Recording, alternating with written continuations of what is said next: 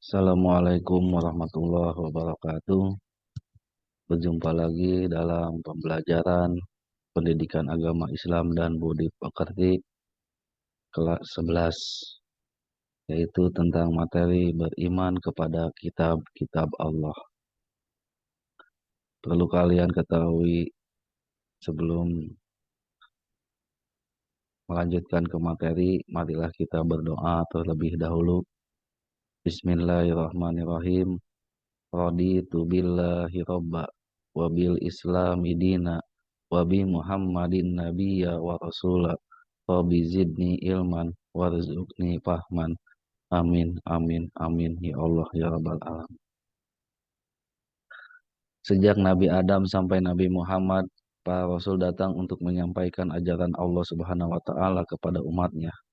Sebagai manusia biasa, para rasul juga akan meninggal dunia. Sepeninggal para rasul, kehidupan umat manusia mengalami pergeseran dan ada yang mulai meninggalkan ajarannya. Saat itulah kehidupan umat manusia mulai kacau karena mereka tidak lagi berpedoman sebagaimana yang telah dibawa oleh Rasul. Dengan diturunkannya kitab suci, umat manusia memiliki pedoman hidup.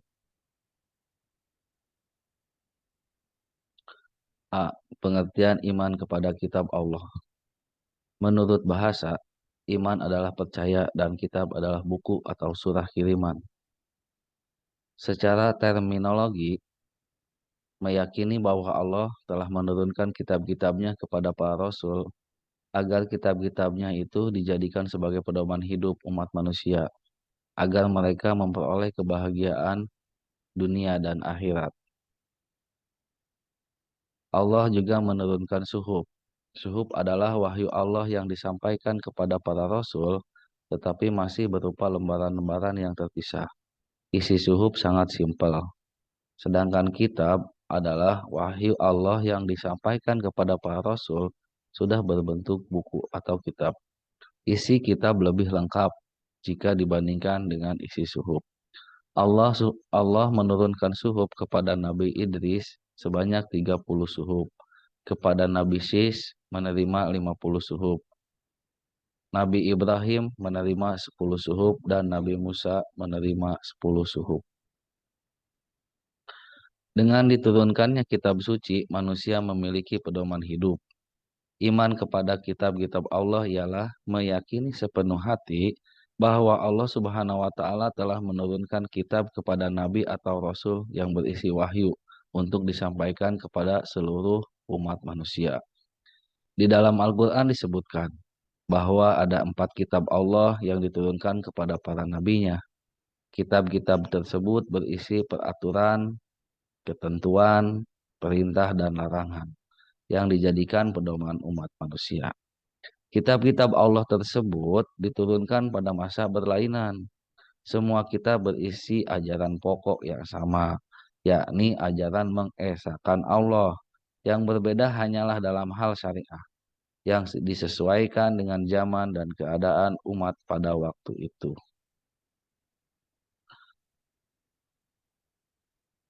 Mari perhatikan penjelasan berikut ini mengenai kitab-kitab Allah yang diturunkan kepada Nabi dan Rasul. Yang pertama yaitu kitab Taurat. Taurat berasal dari bahasa Ibrani, yaitu instruksi.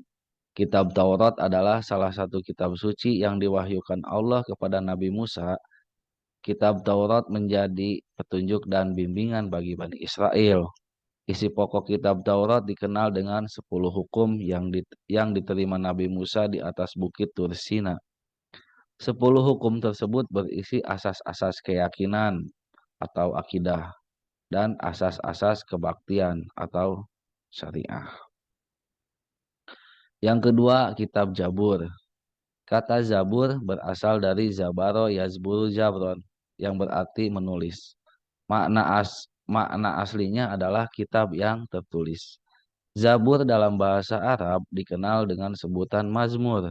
Dalam bahasa Ibrani disebut Mizmar, yaitu nyanyian rohani yang dianggap suci. Kitab Zabur berisi kumpulan ayat-ayat yang dianggap suci. Ada 150 surah dalam kitab Zabur yang tidak mengandung hukum, tetapi hanya berisi nasihat-nasihat, hikmah, pujian, dan sanjungan kepada Allah secara garis besar. Nyanyian rohani yang disenandungkan oleh Nabi Daud alaihissalam dalam kitab Zabur terdiri atas 5 macam, yaitu nyanyian memuji Tuhan, yang kedua nyanyian perorangan sebagai ucapan rasa syukur, yang ketiga ratapan-ratapan jamaah, yang keempat ratapan dan doa individu, serta yang kelima nyanyian untuk raja. Yang ketiga yaitu kitab Injil.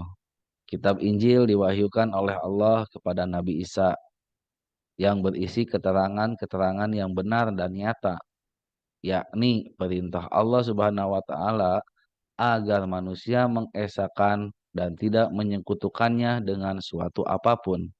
Dalam kitab Injil terdapat pula keterangan mengenai akan lahirnya nabi yang terakhir dan penutup para nabi dan rasul, bernama Ahmad atau Muhammad. Kitab Injil diturunkan kepada Nabi Isa sebagai petunjuk dan cahaya penerang bagi manusia. Nabi Isa diutus untuk mengajarkan tauhid kepada umat atau pengikutnya. Yang keempat itu adalah kitab suci Al-Quran. Al-Quran merupakan kitab suci yang diturunkan Allah kepada Nabi Muhammad SAW melalui malaikat Jibril. Al-Quran diturunkan tidak sekaligus, melainkan secara berangsur-angsur. Al-Quran diturunkan selama kurang lebih 23 tahun, atau tepatnya 22 tahun, 2 bulan, 22 hari. Al-Quran yang diwahyukan kepada Nabi Muhammad SAW menghapus sebagian syariat yang tertera dalam kitab-kitab terdahulu dan melengkapinya dengan tuntunan yang sesuai dengan perkembangan zaman. Al-Quran merupakan kitab suci terlengkap dan berlaku bagi semua umat manusia sampai akhir zaman.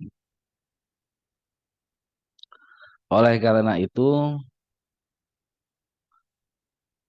sebagai seorang muslim kita tidak perlu meragukan sama sekali kebenaran Al-Quran.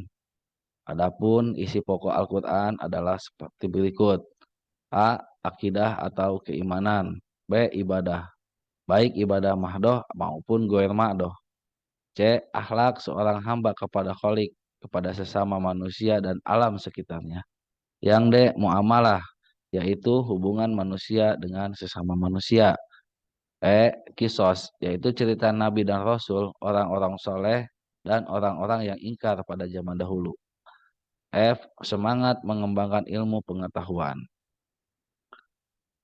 Sedangkan keistimewaan kitab suci Al-Quran adalah A. Sebagai petunjuk dan rahmat bagi orang-orang beriman dan bertakwa.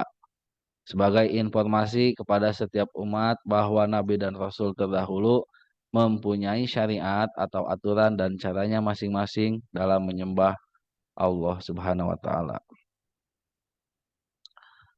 C. Al-Quran sebagai kitab suci terakhir dan terjamin keasliannya. D. Al-Quran tidak dapat tertandingi oleh ide-ide manusia yang ingin menyimpangkannya.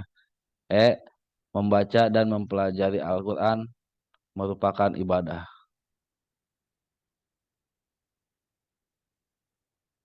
Sikap perilaku beriman kepada kitab-kitab Allah. 1. Mengakui dan menghormati kedudukan kitab-kitab Allah sebelum Al-Quran, sebagaimana yang tertera dalam Quran surat Al-Imran ayat 3 sampai ayat 4. Bismillahirrahmanirrahim. Wa anzalat Taurata wal Injil min qablu hudal linnas. Dan dia Allah menurunkan Taurat dan Injil sebelum Al-Quran, menjadikan petunjuk bagi manusia. Poin yang kedua yaitu meyakini dan mengakui bahwa kitab suci Al-Quran merupakan kitab yang paling utama dan paling akhir diturunkan. 3. Meyakini dan mengakui bahwa Al-Quran merupakan pedoman hidup untuk seluruh umat manusia. Yang keempat, menjalani hidup hanya untuk beribadah atau menyembah Allah.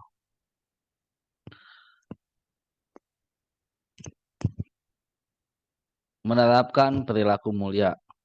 Bagi orang yang beriman kepada kitab-kitab Allah, ia akan melakukan perilaku mulia sebagai berikut.